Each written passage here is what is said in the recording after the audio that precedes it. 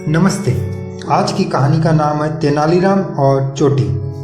एक बार महाराज कृष्णदेव राय ने तेनालीराम से पूछा, बताओ तेनाली, ब्राह्मण अधिक चतुर होते हैं या व्यापारी? तेनालीराम ने कहा, व्यापारी सबसे ज़्यादा चतुर होते हैं महाराज। महाराज को आश्चर्य हुआ और उन्होंने तेनालीराम से अपनी बात प्रमाणित करने को कहा। तेनालीराम सहर्ष तैयार हो गए। अगले दिन राजदरबार में तेनालीराम ने राजगुरु से कहा, महाराज को आपकी चोटी चाहिए, बदले में चाहे आप मुंह मांगे पैसे मांग लें। राजगुरु को बुरा लगा, मगर महाराज की आज्ञा को वे टाल नहीं सकते थे और सोचा चोटी तो वापस उगाएगी। राजगुरु ने चोटी के बदले 5 स्वर्ण मुद्राएं मांगी। तेनालीराम ने 5 स्वर्ण मुद्राएं राजगुरु को दे दी और नाई से उनकी चोटी कटवा डाली। फिर तेनालीराम ने राज्य के सबसे बड़े व्यापारी को बुलवाया और उससे भी चोटी के बदले स्वर्ण मुद्राएं देने वाली बात दोहराई। व्यापारी ने कहा, मैं महाराज की आज्ञा मानने को सहर्ष तैयार हूँ, किंतु अपनी चोटी की लाज बचाने के लिए मुझे अपनी पुत्री के विवाह में 5000 स्वर्ण मुद्राएं देनी पड़ी थी।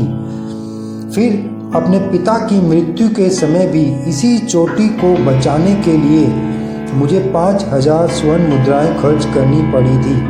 इसी तरह अपनी माता की मृत्यु के समय भी चोटी को बचाने के लिए मुझे 5000 स्वर्ण मुद्राएं खर्च करनी पड़ी थी।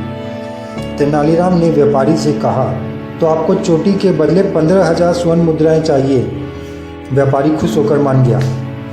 उसे 15,000 स्वर्ण मुद्राएं दे दी गई। जब नाई व्यापारी की चोटी काटने लगा तो व्यापारी जोर से कड़क कर बोला, ए नाई, जरा ठीक से काटना, ये महाराज की चोटी है।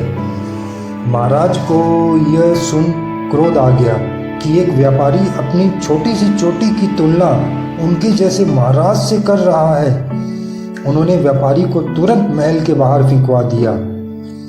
अब तेनालीराम ने महाराज से कहा, महाराज, मैंने अपनी बात सिद्ध कर दी।